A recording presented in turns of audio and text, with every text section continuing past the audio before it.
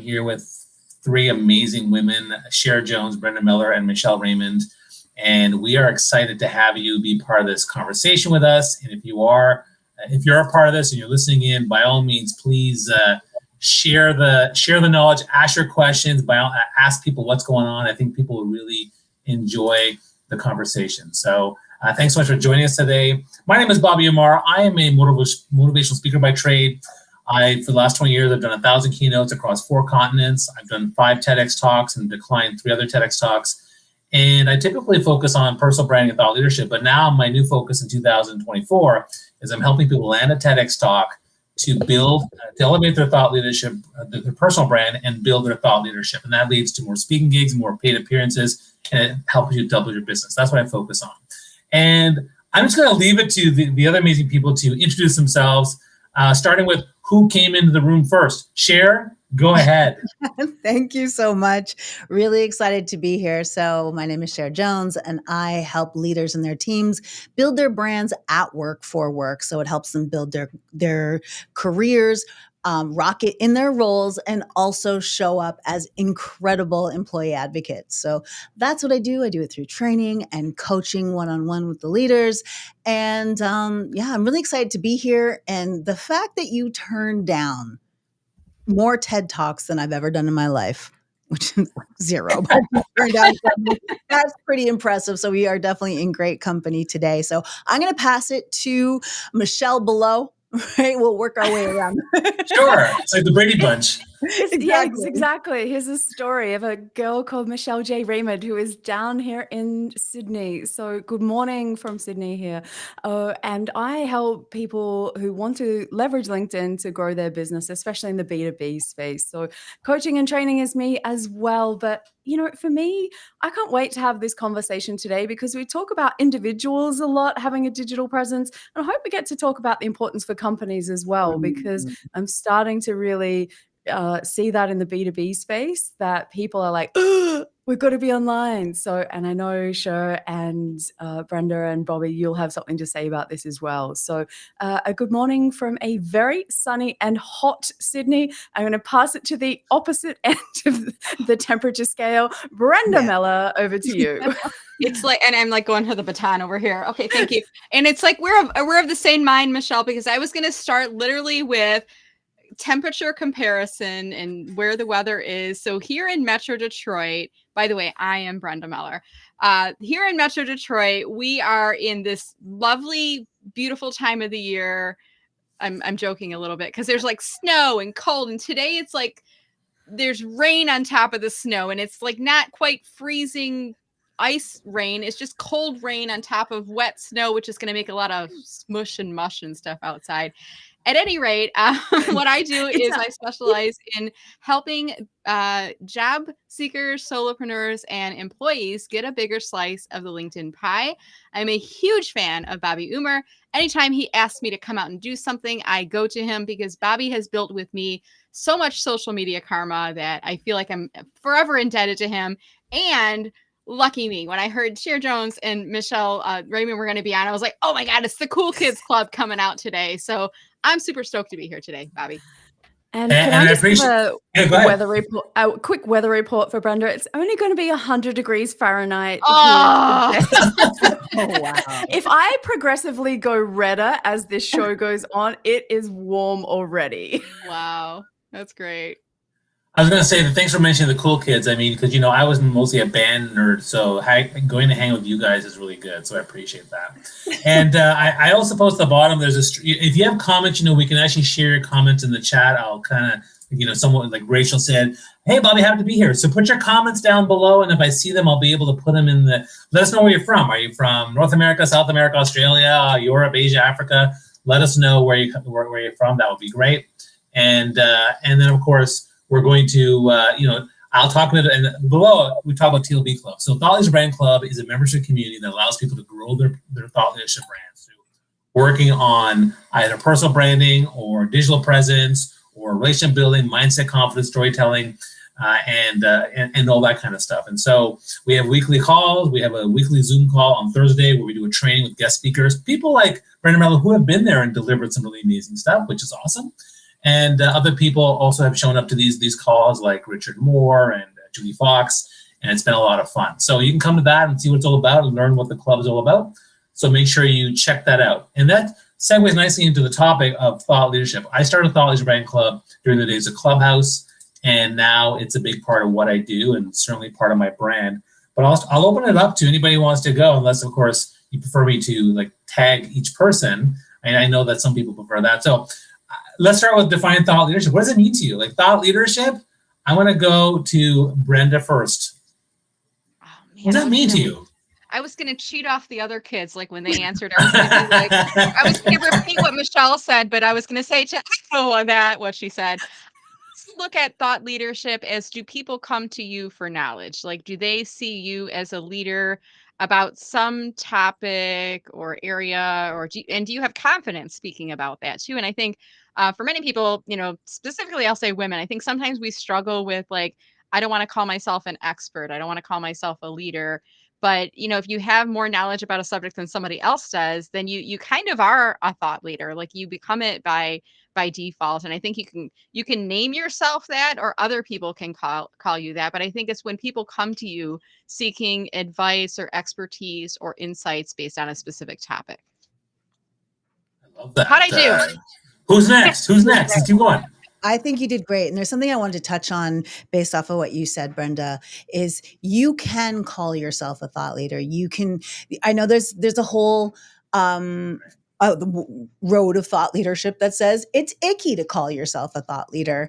And while it may not be something that I would call myself, I'd sooner line up with the word expert, because I am, as long as you can own it. But you can call, if you are leading thought, if you have an opinion that is changing the way people see things, that is broadening a perspective, and that's your thought, own it. So I just wanted to touch on that. And I guess I just added to the definition around, you have an opinion, you have a methodology, a perspective, something that is changing the game, and you are contributing that in any format, in any way, whether it's speaking on a stage, in a book, in an article, in a panel like this. That is thought leadership. So I just like the fact that you put it out there that, yes, you can call yourself a thought leader. And I know that there's a lot of people like, ew, that's gross. It's so icky. No one's a guru. I get it, but it's okay. That's all I'm going to say. Cher says it's okay, so it's okay. Like, that's what we're going with. And I'm going to borrow from a guest that I had on my podcast, Ashley Foss, who talks about this a lot, thought leaders versus subject matter experts. And, I really love that on the podcast, she said to me, Michelle, when I asked her the definition of thought leader, she said, have thoughts, be a leader. You have to have both. And I know it sounds really simple when you break it down, but there are lots of people that post content every day. So they have the thoughts and they're putting it out there, but they're not necessarily seen as a leader. And then there are also leaders that are out there that don't share their thoughts. They keep them all to themselves. And, I know it sounds really quite basic, but you need both pieces of the puzzle. So you can't just have thoughts and be invisible, and you can't be, the other way around. So from that perspective, I kind of look to it and go, is there a difference between that and subject matter experts? And that for me is maybe where the leadership piece comes in. That's what distinguishes someone from being, from being a thought leader. So I kind of look at it. It's one of those words. And again, to kind of go back to businesses, it's amazing me at the moment just how many businesses are coming to me going, we want our business to be seen as a thought leader. So the brand is a thought leader, not just the individuals, which is an interesting kind of transition that's only happened, I'm going to say, over the last 3 to 6 months maximum, probably 3 months more so. So I think we're going to see more and more of this word get used in 2024. So Bobby, your thoughts? Well, there's lots here to comment on and break down, but I think that I'll start with a quote that I use. There's a famous quote: "Your personal brand is what they say when you're not in the room." But I would say your thought leadership brand is what they say before you enter the room, when you enter the room, and after you're gone.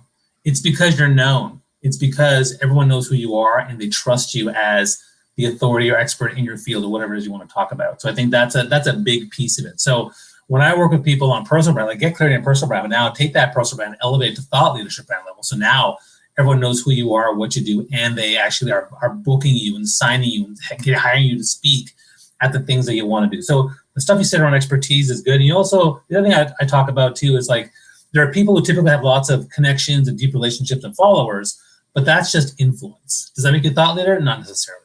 You could be creating content, putting it out there, and maybe even you think you're an expert in project management, but is it really that good? Is it? I don't know, because it has to be elevated to the point where it's so good that everybody is talking about it and they're reaching out to you and they're following you, and you are actually driving the conversation more than you would everything else. So that's kind of my definition. I believe everyone can be a thought leader in the field depending on what their target or niche is, but that's kind of what I do. And I want to go back to what Cher said about owning it and calling yourself one. I think that's fascinating.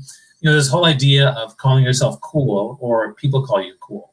And, for example, I'll give my own perspective, which is, can you call yourself a thought leader? I mean, I think it's okay. To me, if it's validated, if it's just like for the longest time as a speaker, I would never call myself a comedian. But a lot of people say, Bobby, you're so funny on stage when you do a keynote. And so because hundreds of people have said it, I now say, yes, I bring the funny when I do a keynote. I say that because I know. I'm happy to say I'm the world class. I'm a world-class parent. I'm a world-class hugger. I'm a world-class speaker. I'm happy to say that. So I don't see why you can't say thought leader as long as it's validated and you want to own it. But I wanted to hear of, Brenda, what do you think about that? Yeah, first of all, I think you're a comedian. I think you're really funny. It's funny that you say that. I was like, you are like, I think there's something to be said about that too, because I think if you are struggling with this whole concept of, am I a thought leader or not, you could ask around and say, you could say to your friends, you don't even need to say, am I a thought leader? You can say, when you think about me, what are the words or phrases that come to mind, and see what what they're saying. Oh, you're a marketing expert. You love pie. You're a leader on LinkedIn. Like, what are they saying about you? Because I think sometimes that can help to affirm.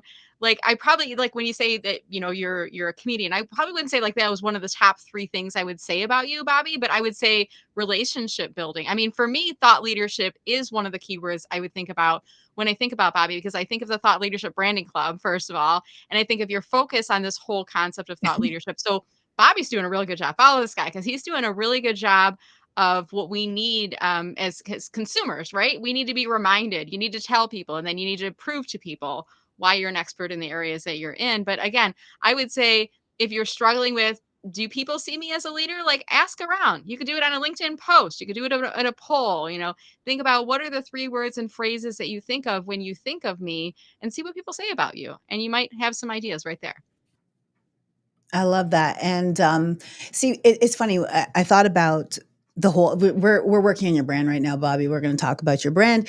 I would say that you're not a comedian, but you have a comedic style.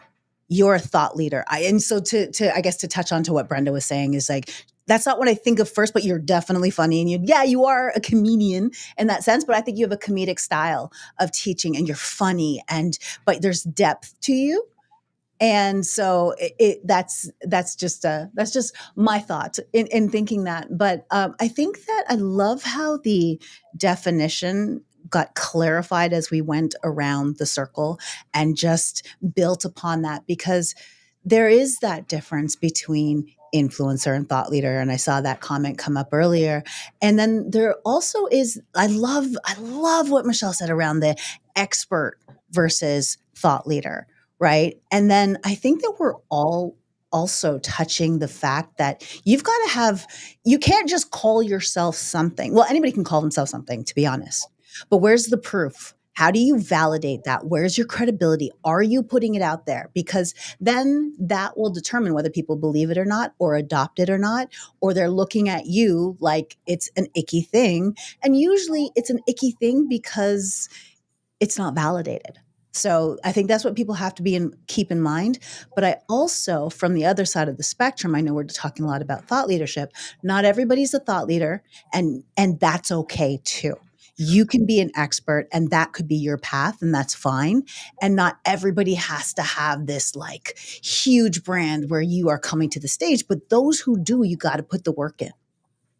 So I'll leave that there. And Michelle, what do you think about the idea of being able to say that you're a thought leader, with like you're a guru or you're a ninja or a world-class person? Well, I'm going to just kind of confess something that happened to me. So I started my business in March 2020, and kind of by the end of that first year, kind of found my feet and knew what I was going to be doing. And I'd moved from working for someone else to becoming, essentially a LinkedIn trainer and coach. Now, calling myself a LinkedIn expert, even though I'd been using it for 7 or 8 years, but by that stage, when it came to calling myself a LinkedIn expert, not gonna lie, there is no way that I ever gave myself that credibility. And it wasn't until I was on a podcast, and then there was an article that was published afterwards where the other person who wrote the article called me a LinkedIn expert, and I went, "Oh, if she says I'm one, then I can call myself one Yeah. now." So I was listening to Cher, and I was like, yes, I totally agree. And I wish I had that lesson, 3.5 years ago, whenever it was. But I just remember, and I've still got that article and it still sits there. And it was like that moment where I was like, yes, I'm now recognized by my peers. And Mhm. that held a lot of weight for me, possibly too much, which I'm sure that there's probably some people that are listening in that can probably relate. That on one hand, you kind of back yourself, but it feels a little bit weird to go and tell people, hey, I'm an expert, when the reality was, I knew my stuff. I knew what I was talking Easy. about. And so this is the part where I think we make these words weird. Like if someone called me an influencer, I think on some level I'd think Instagram influencer, Kardashian, and I'd be like, ew, that's, I don't want to be one of those. But I think it's the context that you have and how you frame these particular words. For some people, they're probably, I'm a subject matter expert. And that's like a badge that they wear with pride. And, I love what you said, Cher. Like whether you want to be an influencer, a subject matter expert, thought leader, doesn't matter, or none of the above. But I think own it is the lesson that I've learned. And that certainly, it was like a point in time that I can definitely look back and went, from that moment, these kind of things happened. But yeah, it's certainly a journey, we'll call it. I love the idea of owning it. I mean, one of the things that's come up for a lot of people in our network and in my clients are the collaborative badges, for example, collaborative article badges. So you now have you have a community top voice and this and that and this and that. And like, oh, do I display it? Do I not? Some people are, and some people are poo-pooing on some of these things, right? Because for whatever reason, Right. And what I would say to them is, look, every single thing that you have on LinkedIn and anywhere else is an asset. And so how you want to position that asset and leverage that asset, by all means, go for it, right? You got a book up there, let people know about it. I had the badge on Twitter. I'm going to talk about that. I had the badge on Twitter. Now I have the top voice. I'm going to talk about that. But even the ones where you've worked on the community badge, like I think that's totally fine. So I'm totally cool with that. And I'm glad that Cher brought that up first to make us get it. I want to add one quick thing, which is, I talk about 3 criteria for thought leadership. One is the whole, the people, the connections, followers, that type of thing. The second piece is the content creation, the ideas and things like that. The third part is basically about learning to be better at communicating, storytelling, presenting, speaking, because when you do that and you start to share that knowledge out there, you should always be learning as a leader, as a thought leader. The thought leaders are driving they're the forefront of the conversation. They're driving the conversation versus following along. So I think that relates to what you said about expertise. And so this has been a good start. If you're loving this live stream, make sure you comment below, share your thoughts. I sometimes will feature people here on the thing. And don't forget to follow, share Brenda and Michelle, as well as the Thought Leaders Brand Club. And we actually have a question, which I want to get to. And the question is, do you give yourself that label first or adopt it after enough people tell you that is what they see in you? And I think we kind of covered this already, but let's go back to what Michelle said. And, because here's the thing, I'm going to counter. I mean, if one person says, Bobby, you're this. I mean, first off, who are you? Where do you come from? Like, you just came off the street and told me on the streetcar? No. Who is this person? It has to be more, I'd say more than one. But can you tell me a bit more about that? What do you think? Well, for me, it had to come from someone that I genuinely respected. It was almost someone that had come before me, not just a throwaway comment that someone was saying just to make me feel good that I latched onto and ran with it. But it doesn't need to be a number of people. I think there has to be that leadership piece. So for me, there is, pieces of the puzzle that all align. But is there a magical number where someone can say it? I don't think so, but I think it's one of those things that we can overcomplicate this. I'm with Cher. If you want to be one and that's what you're working towards, and maybe you're working with Bobby and you're at the beginning of your thought leadership journey, it's a spectrum. And I think as long as you do what Cher said and own it, it doesn't matter what anyone else says, because you can live into that future, once you claim it. So yeah, curious to know what others think about this one. Cher, what do you think?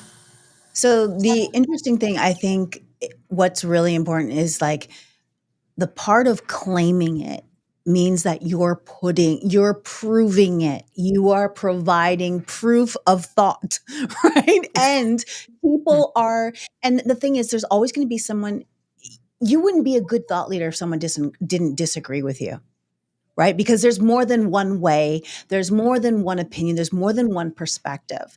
And when you're getting to that level of thought leadership, and it was so interesting for myself as I was moving through this journey, because I've been doing this for a long time in one iteration, you iterate to innovate. And over the years, I was just looking back the other day and just seeing where I'm taking harder stances, where before it'd be, yeah, you could do that or you could do that. And then there's a lot of things in the branding space that you go this way or you can go that way. There's not necessarily a right and wrong answers, but there's certain things that I'm willing to be like, I'm digging my heel in the ground right here. And this is where I live and this is where I'm okay with.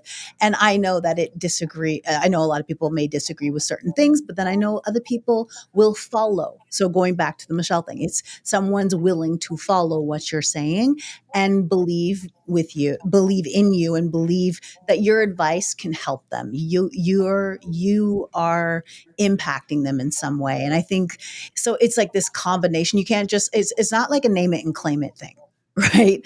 Like you do have to put the work in. The work had to be put in to get there. Right. But there is a part where you just have to, if you really know your stuff and you're putting the work in and you're putting it out there, so you're not just the expert. So I loved, again, that distinction between the expert and the thought leader.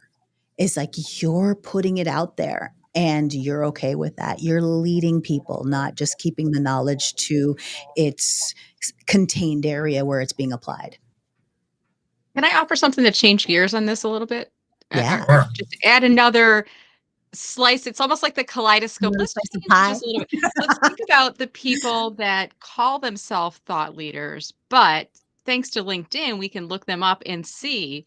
And I think sometimes, you have to be aware of there might be people who aren't really thought leaders, but they're trying to market themselves as that. They're trying to say that they are branding experts or LinkedIn experts or, sales experts or whatever, but you look at their profile and the information that's there on their profile doesn't suggest that they are a branding expert or a sales expert or a LinkedIn expert. And I've had people approach me saying, "Hey, I want to help you with LinkedIn." And I'm like, are you literally aware of what I do for like it's literally that's what I do. And I look at their profile and it's clear to me that they're either a spam bot account, they're not even real, or they're trying to break into the business and they're using some type of automation to invite people like me to connect with them. And I go back to their profile and I'm like, I would hope the average person would see this, but if somebody professes to be an expert, behold the power of LinkedIn. You should be looking at their LinkedIn profile and doing a once over, looking and see, do they have skills in those areas? Have they been giving recommendations from people who are real people? Are they getting, endorsements on their skills?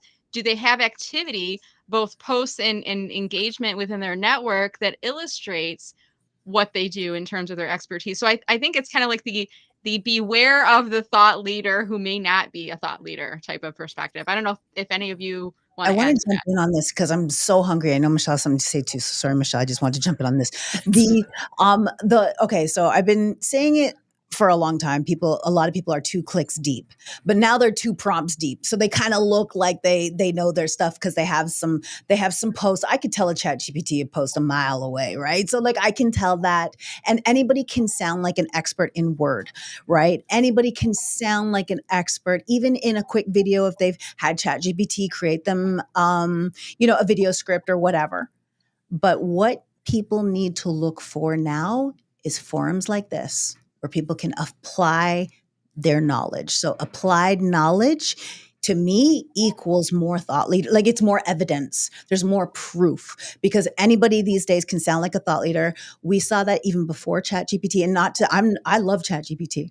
I love AI and how it can help us get there faster. But there's so many people who are leveraging it, just like what we saw in Clubhouse. All these people, we all met in Clubhouse. So I think for the most part, and through LinkedIn, but through Clubhouse we connected. But we saw so many people, especially in the financial space, giving advice, and the marketing space. Like those two areas have the most of the snake oil living and is alive, and they're all 2 prompts or 2 clicks deep in their knowledge. So look for applied knowledge, right? And that should be helpful. Okay. I'm just nodding. I'm not going to add any more to that, Bobby, because I'm just going to go mic drop. Just leave it there. Yeah, it's interesting having all 3 of you on this at the same time, because it's like, okay, wow, I mean, we're getting mic drops left, right, and center, which is great. And That's what we do. I know, and just so you know, we're actually doing these live streams every month on the TLB Club. But hopefully, you might see this on Twitter and Facebook and other.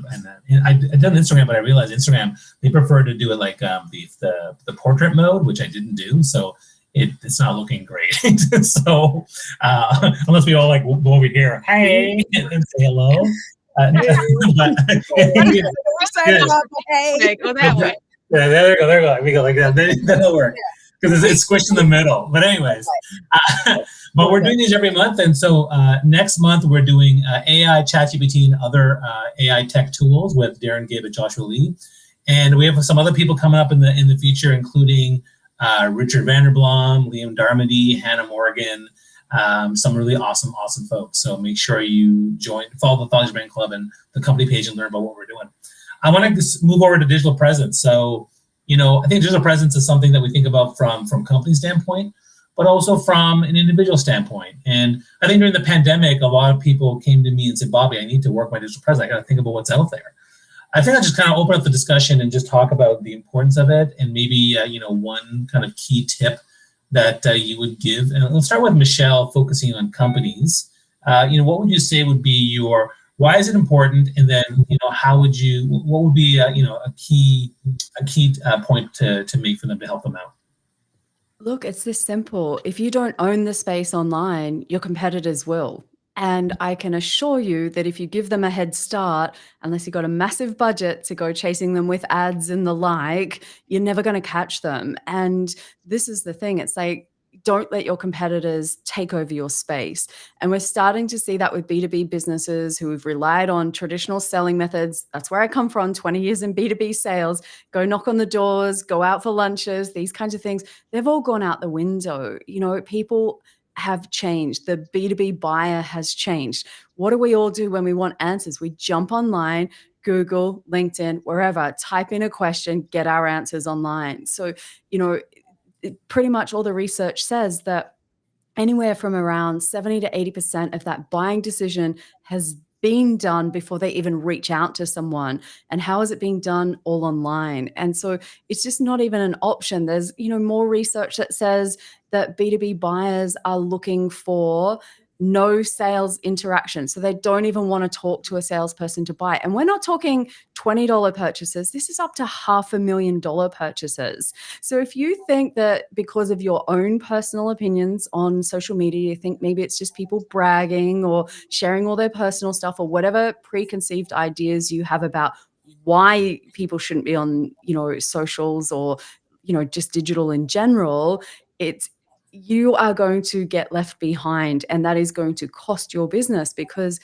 creates this vicious cycle. People online get found. They answer the questions. Someone does the research. They're aware of that brand. They buy from them. They make more money. They get more cool stuff to do internally. They hire more people. They do more cool stuff because then they keep winning. And so it becomes this winning cycle. So if you're not doing it, if I had $1 for every person that reaches out and says, my boss says I need to have more company page followers than my competitor X, Y, or Z, I'm like, okay, so they're at 50,000, you're at 0. Like, I'm good, but unless you got a huge budget, and even then I'm still not sure, you got 0 chance. So I just don't think it's an option anymore. We shouldn't be having a debate whether you should or shouldn't.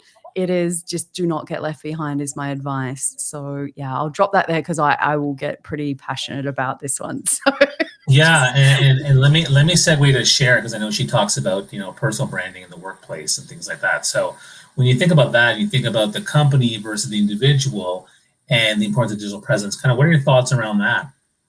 I love how what Michelle mentioned around those opportunities that come up, those winning opportunities. And this is recognizing that your brand is a part of a larger brand, recognizing that your brand can be a tool to access what I call the hidden opportunity market. And this is similar to the hidden job market. These are hidden opportunities right there at work where all of a sudden you're seeing people and they're not posted opportunities. Oh, we're thinking about doing an internal podcast or an external podcast. We're thinking about, we'd love for someone to go speak at this university or because they're doing a campus recruiting event or they're going out to a conference. And why do certain people get tapped?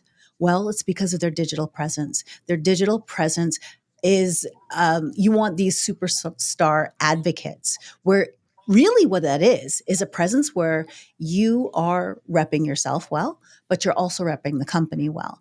And then you become somebody. So when I used to work in the PR and communications world, there would be people that I would help certify so that they would be certified spokespersons, for example, for the city of Toronto, and I would take them through the process and whatnot. And that is the same now with our digital presence. Like you will attract those winning opportunities, building that presence, and then also more people, because what you have the opportunity to do is give them the extended remix of what it is you do and how you serve, the problems you solve, and the experience that you tap into. And when people can see that, one, they have the language because it's in your digital presence. You have now given them something to say about you. Before that, they had whatever they knew, and usually it's not a lot.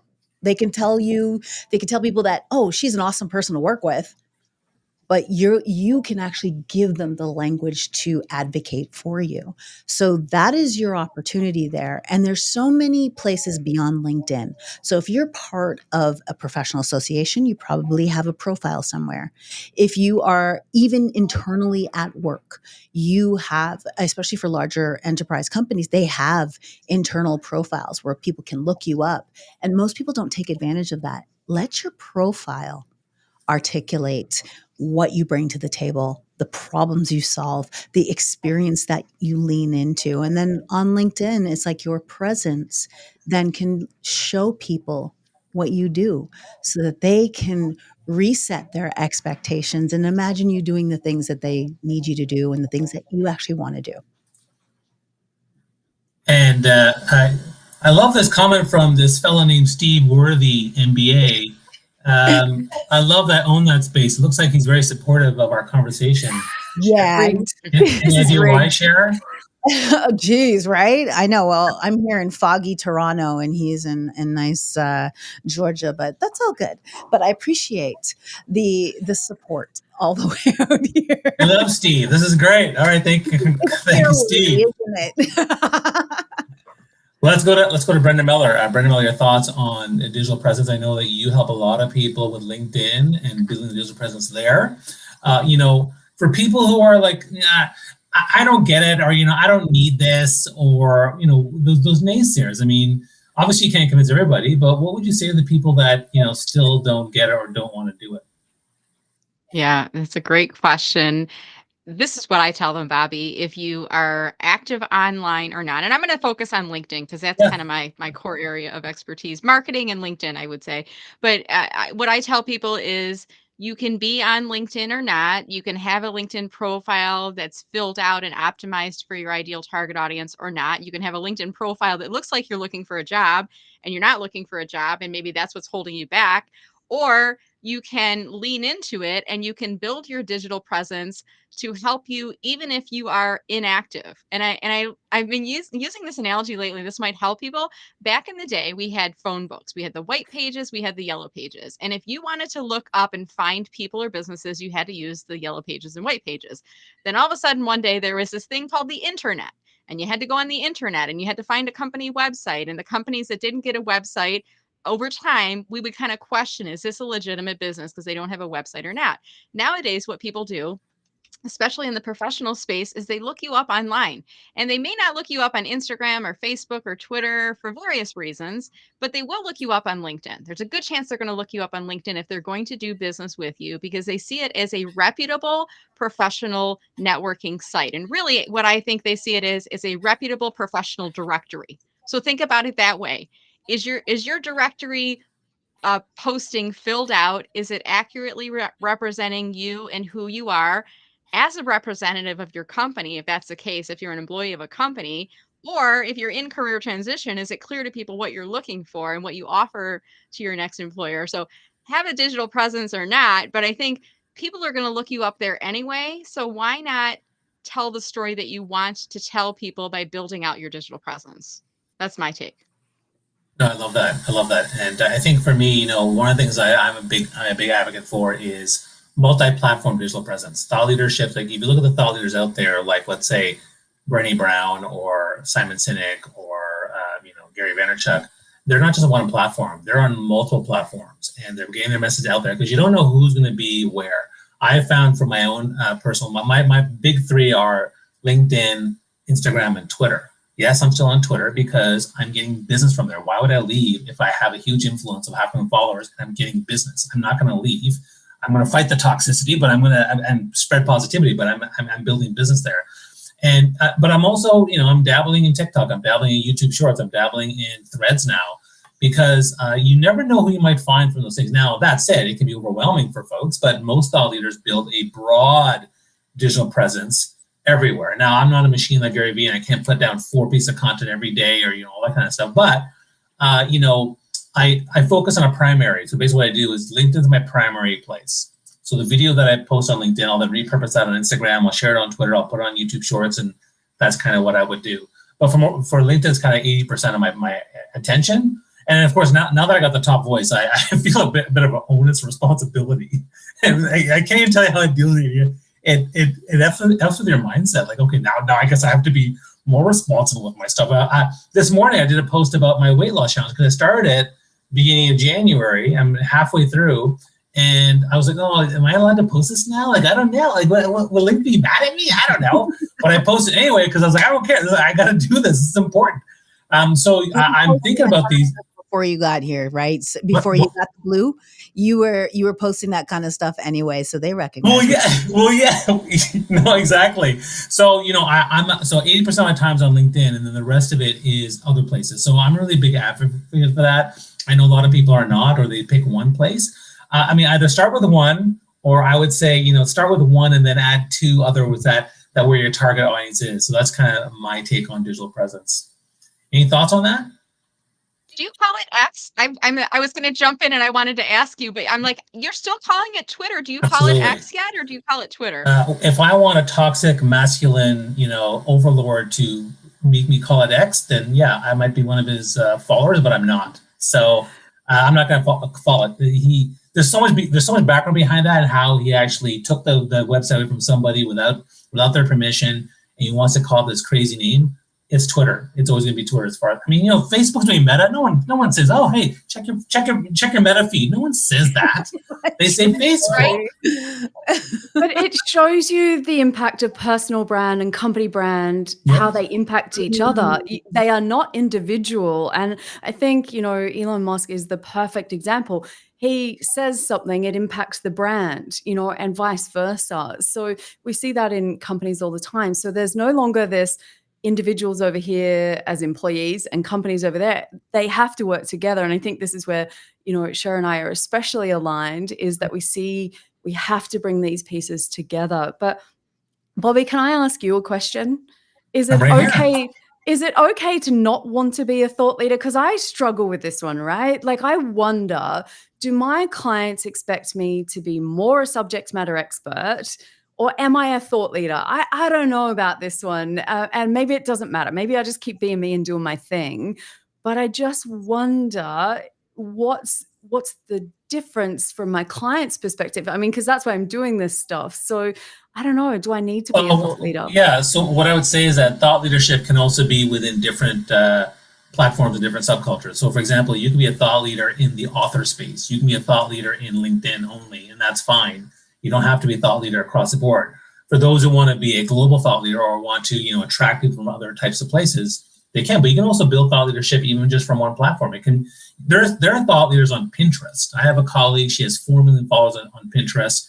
Does she want to build it anywhere else? No, because it would take too much time, and she's already building business from the 4 million follower on Pinterest, and that's fine.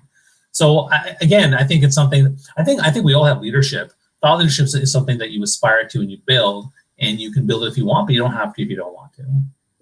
Can I add something to Yeah, that? go ahead. As Michelle was asking that question, and Michelle and I were friends, so I can say this to her. It's kind of like, Michelle, like, you can't not be a thought leader, Michelle. It's like somebody's saying, I don't want to be an adult. You are. You're an Interesting. adult. I don't care if you don't want to be an adult. You are. I mean, like, for me, like, it's funny that you say that. As I don't know if it was hypothetical or not, but I'm like, you are a thought leader, so you can either embrace it and use it in your messaging and own it and be confident about it, or you can shy away from it and not use it and downplay it, which I don't think is a good thing. But I think if people think that you are a thought leader, you are. If people think you're an adult, you are. If people think you're a kid, you are. And let me throw something at you too. If you just happen to be randomly on YouTube Shorts or on Instagram or Twitter or Shitter, as some people call it, and or on Threads, and you see someone say, company pages, you know what, on LinkedIn, they suck. Will Michelle go quietly along saying, well, that's not going to say anything? No, she's going to say something because she's a thought leader. Yeah, it's just interesting how you see it, right? Like, and I'm not saying I'm not one or trying to not own it, but I just wondered, when I'm looking at using these tools to grow my business, like that's why I'm on the platform. Would a client pick me, or is there any real difference? Are we just getting semantics here? And it doesn't, a subject matter expert and a thought leader, they kind of same. Like, so it's just something that I throw around in my mind. I think I am a thought leader. Like I've got books and podcasts and expand on my thoughts and, from that perspective. So I'm not kind of, shying away from it because I put a heck of a lot of work into things to make sure people know it. But I just wondered if it becomes tarnished at some point if we all go, we're the cool thought leaders, and then it becomes like influencers. And I think that's maybe just where my mind's wandering, and just considering these things. Do I need a label? Am I just me? Like what difference does it make if I call myself a thought leader? So I don't know, just mulling this over while I've got the three of you in the room to have this conversation. Cher has something to say about that. I'm bursting. All right. So, ever call yourself a thought leader to be a thought leader, right? Like that is, you do thought leadership. You create it, you put it out there. And I think, so one of the things that I've found over the last 2 years of using this analogy that I have, that branding, especially when you're at that level of thought leadership and you're putting it in there and out there, it is seasonal. It is almost like it's seasonal. There are times when you will turn the volume up on your branding efforts. You have the capacity to do it. In this season, could be a short season where you have a lot of time and you're able to do things. And then sometimes you got to turn the volume down because it's too noisy. You've got clients, you got work to do, and you can't handle it. And it's okay to turn it up and down, and because it's contingent on capacity. Right. And I think where we get caught up, especially when you're playing at this level, is one of those things. Do I always have to be on? No. So that's what I'm trying to let you know is no, you don't. But when you put thought leadership out there, what you are creating, and there's a guy I really like to follow on YouTube. His name is Myron Golden. And the one thing he talks about is that your books, the stuff that you're putting out there, and all the work that you put into this, you are creating wealth because you're putting it out there, and it creates opportunities for people to know you, to interact with you, to get an idea if they align with what you're putting out there, your thought leadership. And then it's the gift that keeps on giving. So I think it's important, but just remember, you can turn up and down the volume depending on your capacity in the season that you're in. Yeah, absolutely. And I'd just like to add, I think it takes more than just posting content to become a thought leader. You know, there are people putting all kinds of Yeah. content out regularly across multiple platforms. And I think it goes beyond that, you know, and I think it comes back to those pieces, like you said, of leadership as much as thoughts, you know. And so, yeah, I just like to kind of play the devil's advocate sometimes and have a think about this, because I know we can kind of reaffirm each other and high five each other and just think. And then sometimes I go, do I really want this? Is this the way I'm going? Or am I just trying to push back, you know, and just look at this? Because I want to keep doing what I'm doing. There's no changes to that. And I know, as I said, I put an enormous amount of work into it. And I am very happy to own that space. Like, Right. but I just wonder what takes it from just being posts at volume to being thought leaders, you know, what the distinguishing point is for you guys. I think I figured it out. So Steve, in the comments, he does a lot of leadership training in the This retail.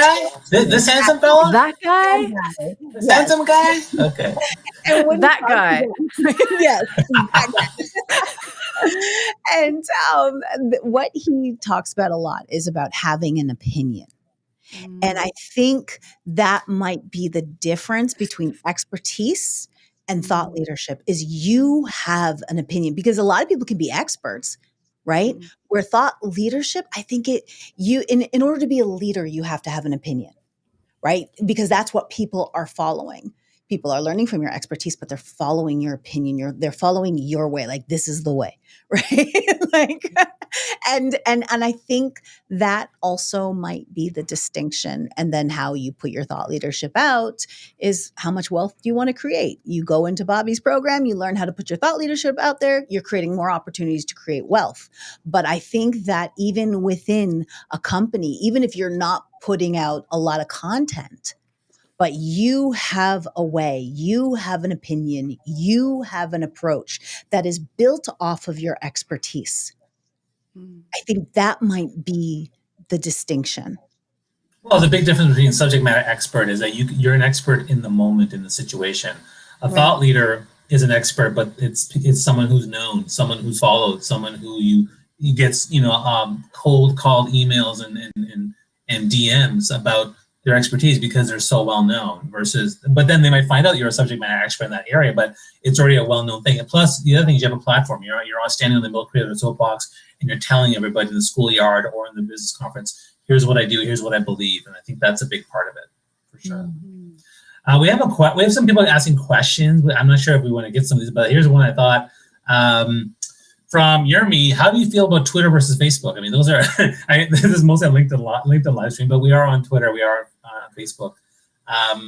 I mean, my general take on this question is, it's really where your network is, where your audience is. I mean, I know that I've done a lot. I've hired people from Facebook, particularly for more personal things to me, like my fitness journey. I got a nutritionist and I got a fitness coach from Facebook because it's a very personal thing that I share there. And so that's where I found them. And when they DM'd me, I had no problem with that because it's typically people from my friend network, people that I know and trust pretty well because they're part of my colleagues. So I was willing to do that. And, Twitter, I mean, you don't have to be there if you don't want to. You don't have to be anywhere. But if their audience is there for your business or for your brand, then I think you should. I think everyone should be on LinkedIn. If you had to pick one, that's the one you have to be on because it is the professional networking site, which also it encompasses both the personal, but also, the professional and then some personal personalization and personal life. So you can actually share both there. But professionally, that's the one thing we want to share. So I think professionally, you want to be on LinkedIn. But anybody else have any thoughts on Twitter versus Facebook? My initial reaction to that question was C, none of the above. Yeah, that's fine. I mean, I'm on both, and I'm on Twitter. I have a Brenda Meller. I have a Meller Marketing. I dabble. I go out there once a day just to see if there's a major news event or something going on. I go onto Twitter because I find information there more quickly. Facebook, I'm pretty locked down. There's very few people that I know from LinkedIn and other places that I'm friends with on Facebook. My litmus test, if you will, is do I feel comfortable sharing pictures of my kids with you? And then if you are that type of person, I accept your friend request. Other than that, I have a Meller Marketing page, which, as we know, Facebook's page, algorithm has declined. So I feel like it's a necessary place to be. But honestly, how do I feel? Twitter versus Facebook, D, none of the above, go to LinkedIn. That's how I feel. Yeah. Yeah, that's fine. Let's just keep going. Let's go. Next question is: do you share the link across different platforms? Do you recreate the content for each platform? Cher, what would you say? It depends on the content, right? So you got to look at the audience that you've curated and what they expect from you when they're on that platform. And will it jar them? Because the same people who are on TikTok or on a dating site don't want to see the same thing on LinkedIn. Right. So like they're not ready for that content. So then there is a lot of crossover content. So it really, I think, depends on the creator and how they are putting together that content, because they can create content that supports the user mindset for all networks, but you got to be very careful. Usually it's very short, and and as long as people are used to hearing you talk about that kind of stuff or whatever, it's okay. But there's always better, like, optimized content per network. So I would say if you are short on time and you got to figure out, and you want to be all places at one time, now you've got to find out what is the best content that will share all networks. But then I would challenge that by saying you've got to find one where you can go deep at, where people can see that applied knowledge that I spoke about earlier, and really see what's making you tick and what makes you think and what you're putting out there. So yes, and is my answer to that. Okay. I want to keep going because we have more questions. I'll give this to Michelle. Maybe she knows this. What? Because assuming you're a business person, what are other good business sites out there besides LinkedIn, Twitter, X, and Facebook? Any thoughts on that? Look, I'm going to say LinkedIn is the go-to, like no surprises that that's my answer. And I'm sure you guys would agree when it comes to professional and the platform to do business. It's not to say that there isn't business transactions going off on other platforms. Like I'm sure that there are lots of people really successful generating business off TikTok, for instance, and I think it's to Cher's point. It's, my advice to people is go fishing where the fish are. So if you know that your audience is on LinkedIn, then that's where you're going. As far as is there a true competitor to LinkedIn? Not that I've discovered as yet. Some pop up from time to time. They seem to disappear pretty quickly. But for me, for instance, a lot of my business comes out of YouTube and my podcast, because Yes. that's where I'm expanding on my thought leadership content. I expand on things. And, and so for me, I think those two are a really important part of what I do. As far as the other sites, look, my success, I think, in the last year has come from stripping it all back. So I don't try and be everywhere. I was very clear around go deep on LinkedIn, podcast, YouTube. That's it. So I don't have the stress of trying to work out what I should share across which platforms, because I just narrowed it down. Otherwise, I couldn't keep up and I was drowning and I hated it. And, I couldn't focus on what mattered building my business. So, as far as I know, there's nothing else that's popped up, that's any real threat, which I find interesting that no one has after 20 odd years. LinkedIn still owns it. But yeah, it's a good data. I think some competition would be great for LinkedIn. I'm not, if there was another great platform, I'd be spreading myself to another great business platform. But ultimately, because I think there's some changes going on LinkedIn right now that it's going to be a bit rocky this year is my thoughts on what's going to happen. So things won't be as easy as what they've been, over the last however many years. I think we'll start to see some of those monetization things start to sneak through onto LinkedIn, which I don't blame them. They've got to make money. But yeah. The other thing in mind too is that, you have to be mindful of how much time and resources you have, right? So if you're also an solopreneur and you can't afford, let's say, a team or someone to help you, then yeah, you're gonna start with one place and just do a little bit there and maybe add something else. If you have some more time, maybe you have more time to put to it, then that's a big thing to think about. Like I put a certain amount of time with more than most people, but I'm an entrepreneur and I have that ability to do so. Like Gary Vaynerchuk says, to dabble in things, you never know what might take off. A couple of years ago, Clubhouse, I dabbled in, it took off. I was able to build some business off that, and that's where the Thought Leaders Brand Club came from. So you never know what's going to happen. I know some people, LinkedIn influencers like Joel Algy, who decided to go into TikTok, and now he said, he did a post on this. I still post on LinkedIn, but I get way more business on TikTok. Good for him. If you have a consistent message, you can actually build something there. My own son, my 15-year-old son, started a school project doing a YouTube channel, and he has 307 subscribers and 60,000 views. And I was like, dude, I couldn't get 100 subscribers in 10 years. And It's unbelievable. He doesn't have a business, but the point is he's dabbling and doing stuff and making shift happen. So I think that's kind of cool. I want to be able to ask you guys, what are some of the things you're working on and help you promote what you're doing. So Brenda, how about you? What'd you start? Like, what are you working on? How can people find you? Share with us a little bit of that. Yeah, this just in, like I literally did a post earlier. And I think it starts with this just in. Like I just announced today, I'm doing an upcoming event. It's called WBL Live-a-thon. It's kind of like my little wink because WBL stands for Working But Looking. And it's designed to help people who are working but looking for a new job in 2024. And they don't want their coworkers, their boss, their clients to know. We're doing a Saturday event. It's not going to be on LinkedIn Live. There's not going to be an event page on LinkedIn because, if you register for an event, people can see that you've registered for the event. And if you're working but looking, you don't want people knowing.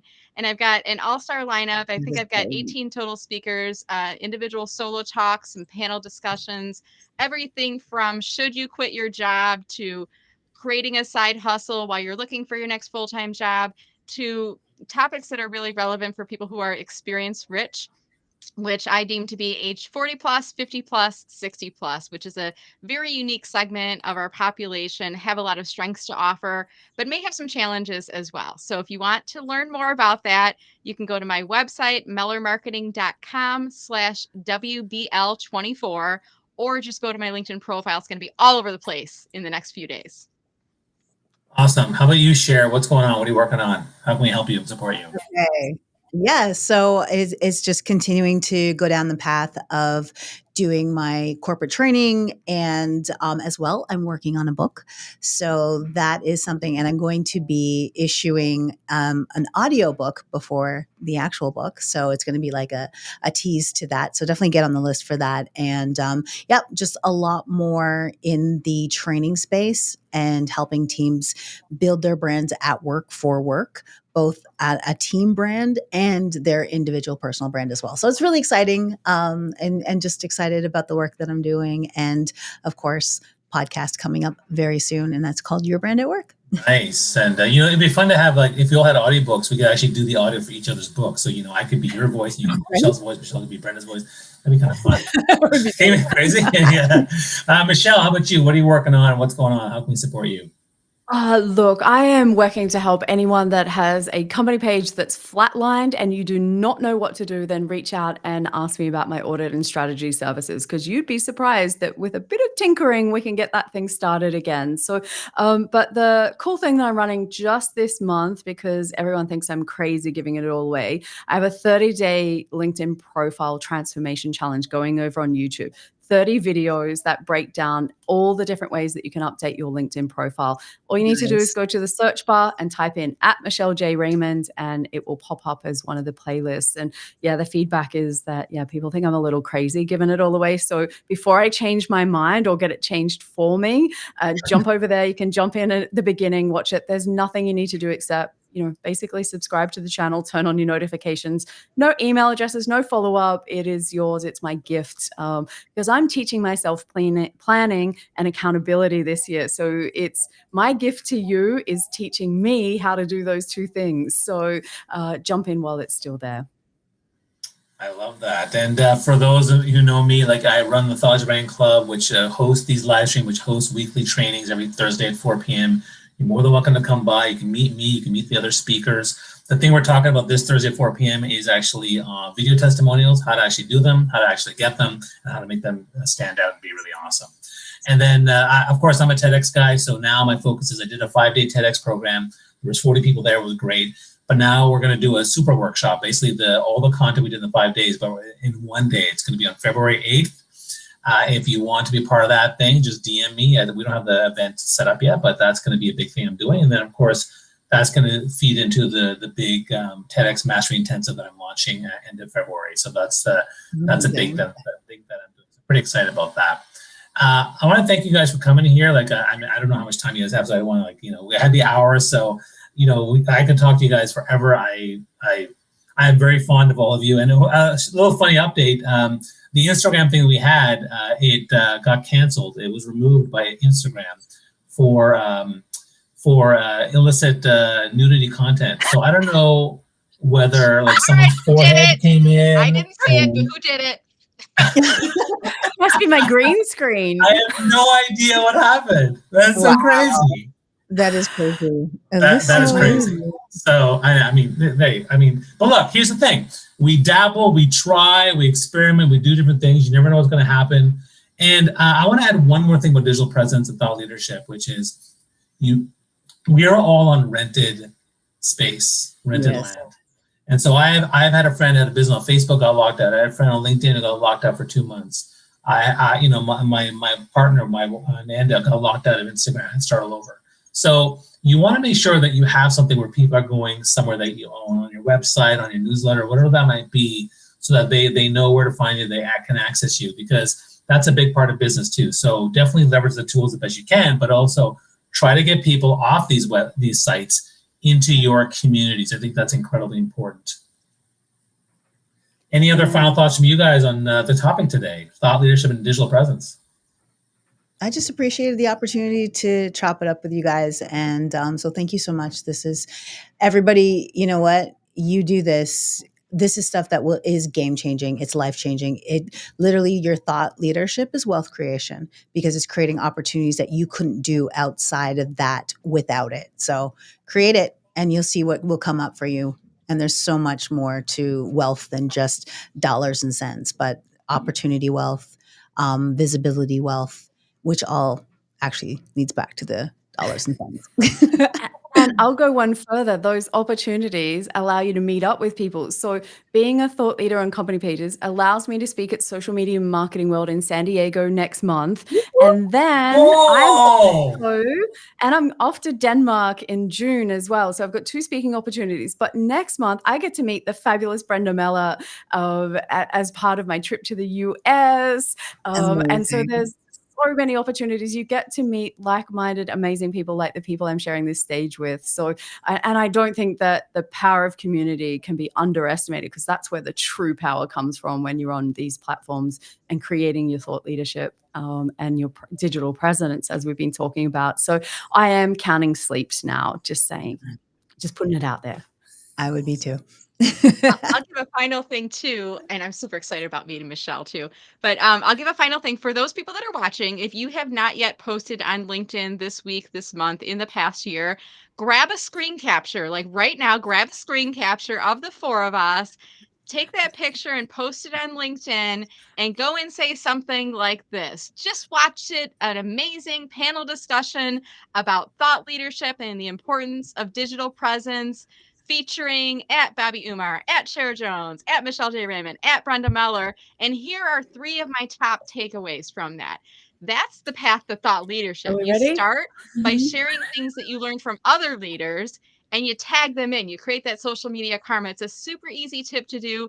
And for me, it's like so easy. And when you tag speakers, all of us have really large networks. So when you tag us, it actually goes to our homepage feed on LinkedIn. You get the benefit of our large network seeing you. We will reply back. Like speakers, we will reply back if somebody shares. Yeah, it's a great tactic. Especially if they say, hey, I learned these amazing things from Bobby. If they tell you that, you're gonna be like, oh my gosh, I'm so flattered. Thank you. And it's a really easy way of just jump starting. And if you don't think you're a thought leader, like learn from others and then share the things that you learned, but give the credit to them. Like don't take credit for, like, I learned these things, like give the credit to those people. But taking a photo helps to illustrate, yeah, you were actually there. And whether it's a virtual event or if you're going to be at Social Media Marketing World, oh my gosh, how lucky are you? You're going to see Michelle J. Raymond on stage. What is that? Like get photos of people when you go to these events, and then afterwards share them online. So hopefully I'll see some photos from all of you. All right. So why don't Ariel says say cheese. So we're gonna do cheese for 5 seconds. Ready? Hey, cheese.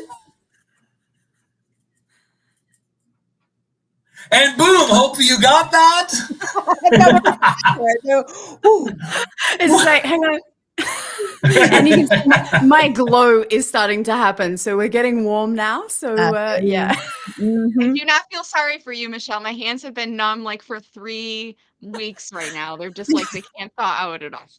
So let me just share some final thoughts. So the importance of digital presence is that you have an opportunity here to connect with people, to build community, to build relationships, to get people to know about who you are, what you care about. whether it's your brand or your passions, things that are important to you.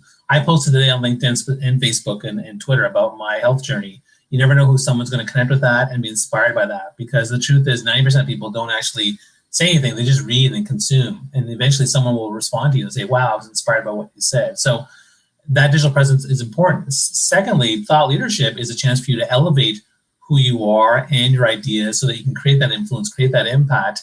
And when you do so, when you have clear connection and you have thought leadership, you start to create opportunities. And I think that knowing you three and being able to bring you guys into this, and you're all stellar thought leaders in my mind, that's something that helps having built my own thought leadership, having built my own digital presence and built a connection with people like you. So that's why this doesn't happen unless, like, I only knew Cher in person in Toronto. The other two I met digitally. We actually have never met in person, yet here we are. We're talking like old buddies, having a drink of wine. You said you met Cher in Toronto. Oh, that's right. Brenda and I met for one time at LinkedIn. That's right. Sorry.